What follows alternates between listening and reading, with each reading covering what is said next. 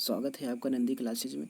और आज के डेट पे जितने भी करंट अफेयर्स के क्वेश्चन है इस क्लास में हम बताएंगे, और साथ ही साथ फैक्ट भी रहेगा और ऑप्शनल फैक्ट भी रहेगा, और अंत में आपसे क्वेश्चन भी पूछेंगे जिसको आपको जवाब देने होगा कमेंट बॉक्स में। तो ठीक है दोस्तों, आइए हम शुरू करते हैं क्लास को।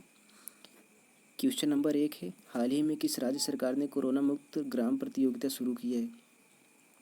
तो अभी महाराष्ट्र सरकार ने किया है। ठीक है, महाराष्ट्र सरकार ने किया है। बात करें तो इसमें उद्देश्य इसका क्या है? कोविड-19 का गाइडलाइंस का पालन कराना ही इसका उद्देश्य है। ठीक है, कोविड-19 का जो है ये गाइडलाइंस से पालन कराना। और बात करें तो इसमें क्या है कि 6 मंडल हैं। महाराष्ट्र में 6 मंडल हैं और प्रत्येक मंडल से 3-3 गाँव को सिलेक्ट किया जाएगा। और जो पहला गाँव पे आएगा इस कंपटीशन में उसे 50 लाख रुपये, और सेकंड पे आएगा जो उसे 25 लाख रुपये, और थर्ड पे जो आएगा उसे 15 लाख रुपये दिया जाएगा। ठीक है दोस्तों। और बात करें तो दोस्तों अभी एक अम्बोली क्षेत्र है, अम्बोली क्षेत्र को जैव विविधता विरासत घोषित किया गया अभी हाल ही में। ठीक, आइए हम चलते हैं नेक्स्ट क्वेश्चन पे। क्वेश्चन नंबर 2 है, हाल ही में किस देश का युद्धपोत खार्ग भीषण आग लगने के बाद ओमान की खाड़ी में डूब गया? तो अभी जो है युद्धपोत जो है खार्ग, यह कहाँ की है? ईरान की है। ठीक दोस्तों, यह ईरान की, साथ ही साथ ईरान की है दोस्तों। यह ईरान की सबसे बड़ी और ताकतवर थी पोत। ठीक, खर्ग जो है सबसे बड़ी और ताकतवर की पोत थी। ठीक है, आइए हम बात करते हैं। एक हरमोज जल संधि है, कहाँ पे? ये ईरान में एक हरमोज हरमोज जल संधि है जो दोस्तों फारस की खाड़ी और ओमान की खाड़ी को एक दूसरे से जोड़ती है। ठीक दोस्तों। और बात करते तो ईरान की मुद्रा जो है, ईरान की मुद्रा रियाल से तोमान कर दिए गए। ठीक, रियाल से तोमान कर दिए गए। और 2 फरवरी, बहुत ही इंपॉर्टेंट चीज़ बता रहा हूँ दोस्तों, 2 फरवरी 1971 को यहीं रामसर की स्थापना भी की गई। ठीक, रामसर की स्थापना की गई। और यहाँ बहुत 2 इम्पोर्टेंट, बहुत अच्छे क्वेश्चन यहाँ से बनते हैं। 2 मरुस्थल हैं, बहुत ही इंपॉर्टेंट है। पहला है दस्त-ए-कबीर और दूसरा है दस्त-ए-लूत। ठीक, ये दोनों आप याद रखना। ठीक, आइए बढ़ते हैं नेक्स्ट क्वेश्चन पे। हाल ही में जारी Times Higher Education Asia University ranking 2021 में कौन सा देश यूनिवर्सिटी सिर्फ पर रहा? तो अभी क्या है कि सिंधुआ यूनिवर्सिटी, सिंधुआ यूनिवर्सिटी कहाँ पे है? चीन का है। ठीक है, चीन का है। भारत की बात करें तो यह भारतीय विज्ञान संस्थान जो बेंगलुरु का है, भारत का पहला स्थान पे आया है। और बात करें तो एशिया में इसका रैंक है, पहले ये बता देते हैं दोस्तों कि जो आईआईटी रोपट है भारत में दूसरा स्थान है, और आईआईटी जो इंदौर है दोस्तों ये भारत में तीसरे स्थान पर है। ठीक दोस्तों।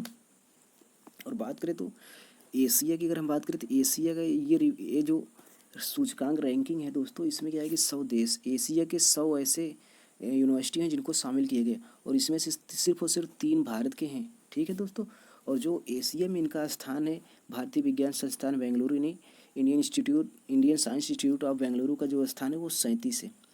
और जो आईआईटी रोपट है इसका स्थान है 55 है, और इसका आईआईटी इंदौर जो इसका स्थान है 78 है। ठीक है, तो आप लिख लीजिएगा दोस्तों, आप ब्रेक करके यानी वीडियो को रोक रोक करके आप पढ़ लीजिएगा। आगे बढ़ते हैं क्वेश्चन नंबर 4, हाल ही में चर्चा में रहा लाल पर्यटन किस देश से संबंधित है? तो अभी ये जो है दोस्तों चीन से संबंधित है। ठीक, ये चाइना से संबंधित। इसका उद्देश्य क्या है दोस्तों?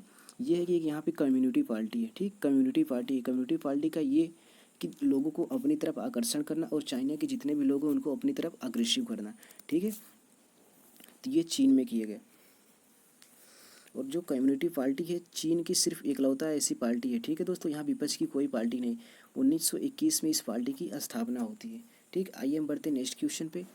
क्वेश्चन नंबर 5 है, हाल ही में बिहार के मुख्यमंत्री इंजीनियर और मेडिकल कॉलेज में लड़कियों के लिए कितने प्रतिशत आरक्षण दिया है? तभी यहाँ की सरकार ने जो है 33% लड़कियों के लिए आरक्षण दिया है। कितना दोस्तों? 33% लड़कियों के लिए आरक्षण दिया है मेडिकल और इंजीनियरिंग कॉलेज में। ठीक है।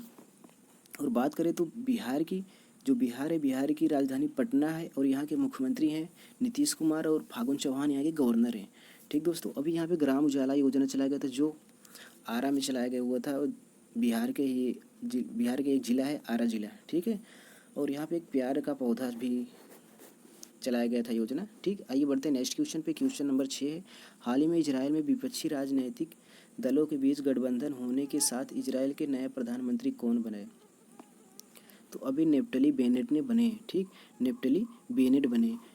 तो इससे पहले कौन थे? तो इससे पहले जो है बेंजामिन नेतन्याहू थे। लेकिन दोस्तों हुआ क्या, यहाँ बेंजामिन नेतन्याहू जो है इनके पास क्या है, ये बहुमत नहीं रह गया। यहाँ इसमें 2 पार्टी है, 2 पार्टी, नेप्टली बेनेट की पार्टी और ये लेपिड की पार्टी। ये दोनों पार्टियाँ अपनी मिल करके बहुमत करके यहाँ पे अपनी सत्ता जमा दी। ठीक है। और नेफ्टली बेनेट जो ये मात्र 2023 तक ही रहेंगे वहाँ के पीएम। उसके बाद क्या होगा, येर लिपिड, दूसरे पार्टी के जो हैं येर लिपिड ये बनेंगे। ठीक दोस्तों।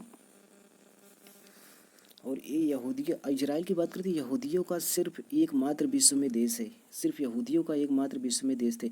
और जो हमारे यहाँ बात करें तो हायरन ड्रोन है वो इजराइल से आया, और बाराक 8 जो है वो भी मिसाइल जो है हमारा इजराइल से ही आया। ठीक है दोस्तों। और यहाँ की जो सांसद है, ठीक, यहाँ की सांसद बहुत चर्चा में रहती। यहाँ की सांसद जो है निशैट है, उसका नाम है निशैट है। तो आइए हम चलते हैं नेक्स्ट क्वेश्चन पे। क्वेश्चन नंबर 7 है, हाल ही में नीति आयोग द्वारा जारी सतत विकास लक्ष्य भारत सूचकांक 2020 में कौन सा स्थान रहा। तो अभी नीति आयोग, ठीक है दोस्तों, ये नीति आयोग, इसको हम डिस्कशन करेंगे।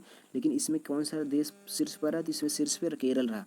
और पहले पे केरल रहा, और अंत में कौन रहा, तो अंत में कौन, बिहार रहा। ठीक, बिहार। ठीक है दोस्तों, बिहार रहा। और जो हम बात करें नीति आयोग, नीति आयोग की स्थापना 1 जनवरी 1915 को होती है, और इसके अध्यक्ष जो प्रधानमंत्री होते हैं, ठीक है, वर्तमान में हमारे नरेंद्र मोदी जी हैं। ठीक। और यहाँ के राजीव कुमार शुक्ला जो हैं उपाध्यक्ष है, उपाध्यक्ष जो हैं राजीव कुमार शुक्ला हैं। और जो सीईओ हैं अमिताभ कांत हैं। ठीक। आइए बढ़ते हैं। एक और दोस्त यहाँ पे हम फैक्ट बताना चाहते हैं, इंपॉर्टेंट चीज़ बताना चाहते हैं। सतत जो यहाँ की इस बात की हो रही है ना, सतत विकास जो है ना, ये 2015 से 30 तक रहेगा। ठीक, 30 तक रहेगा। आइए हम नेक्स्ट क्वेश्चन पे चलते हैं। क्वेश्चन नंबर 8 है, हाल ही में अंतर्राष्ट्रीय बुकर पुरस्कार किसे सम्मानित किया गया। तो डेविड डायोब को यह इसमें सम्मानित किया। ठीक है दोस्तों, डेविड डायोब को सम्मानित किया गया। ये डेविड डायोब है कहाँ के, ये फ्रांस के रहने वाले हैं। ठीक है। और इसमें दिया कितना जाता है इनाम, इसमें 50,000 पाउंड दिया जाता है। ठीक है। इस पुरस्कार की जो शुरुआत होती है 2005 से होती है। ठीक, 2005 से। और डेविड डायोब पे पाए किस लिए, तो इन्होंने एक बुक लिखा है, जो बुक का नाम है at night blood is black. ठीक, at night blood is black. दोस्तों आप लिख लीजिएगा। ठीक है। हम फिर से एक बार बोल रहे हैं, आम शब्दों में एकदम आसानी से बोल रहे हैं, eight night blood is black. ठीक है, इनकी किताब है, इसी पे इन्होंने इस पुरस्कार को पाया है। और बात करें 2000 कब का था, 21 का था। और बात करें 2020 का किसने पाया, तो 2020 का जो है दोस्तों इस ऑप्शन में दिया हुआ जो बी नंबर का है, इन्होंने पाया, मारिके लुकास रेजने वेल्स ने 2020 का ये अवार्ड पाया। और बात करें तो ये क्यों पाए, तो इनका एक बुक था दिस कम्फर्ट ऑफ इवनिंग। क्या नाम है, दिस कम्फर्ट ऑफ इवनिंग इनका अवार्ड का नाम है, इनके बुक का नाम है, इसलिए इनको अवार्ड दिए गए। और एक मैन बुकर अवार्ड होता है। मैन बुकर अवार्ड जो होता है दोस्तों, ये मैन बुकर अवार्ड किसे दिए, डगलस को, डगलस स्टुअर्ट को दिए गए। और क्यों दिए गए, इनकी सगी बहन के लिए। ठीक, सगी बहन जो इनकी रचयिता है, इस पर दिए गए। चलिए आगे बढ़ते हैं हम नेक्स्ट क्वेश्चन पे।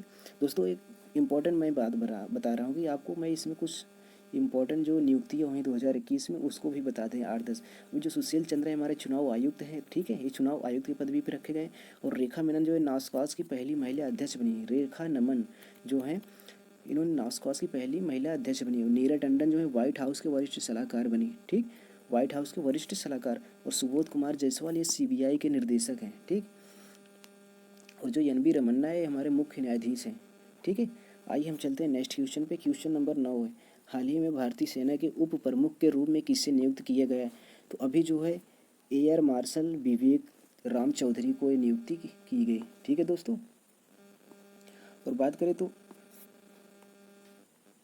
एयरफोर्स की, तो एयरफोर्स की जो स्थापना है दोस्तों 1932 में होती है। कब, 1932 में 8 अक्टूबर। ठीक, 8 अक्टूबर 1932 में हुई। और जो वर्तमान में प्रमुख जो एयरफोर्स के प्रमुख है आर के भदौरिया हैं। एयरफोर्स के वर्तमान में जो प्रमुख है उनका नाम है आर के भदौरिया। ठीक, आर के भदौरिया हैं। और जो इनकी कुछ इंपॉर्टेंट जो फैक्ट है दोस्तों बताते हैं हम। जब कुलदीप सिंह जो है, कुलदीप सिंह सीआरपीएफ के निर्देशक है। और राकेश अस्थाना जो है बीएसएफ है। बीएसएफ की स्थापना होती है 1963 ईस्वी में होती है। और सीआरपीएफ की स्थापना जो होती है दोस्तों 1939 में इसकी स्थापना होती है। ठीक है दोस्तों। आइए हम बढ़ते हैं नेक्स्ट क्वेश्चन पे। हाल ही में किस देश के सरकार का मुख्य पत्र समाचार पत्र ग्लोबल टाइम्स ने अमेरिका पर परमाणु धमकी दी है। तभी बहुत ही इंपॉर्टेंट क्वेश्चन है दोस्तों, अभी चीन ने अमेरिका के ऊपर ऐसा धमकी दिया है। ठीक दोस्तों, अभी बात है तो अमेरिका की, तो अमेरिका की राजधानी क्या है, वाशिंगटन डीसी है, डीसी। ठीक। और बात करें तो परमाणु इस्तेमाल की, तो अमेरिका पहले ही इस्तेमाल कर चुका है 6 अगस्त 1945 के हिरोशिमा में परमाणु बम गिरा था। हिरोशिमा है कहाँ दोस्तों, ये जापान पे है, ठीक है, जापान के हिरोशिमा में गिराया था।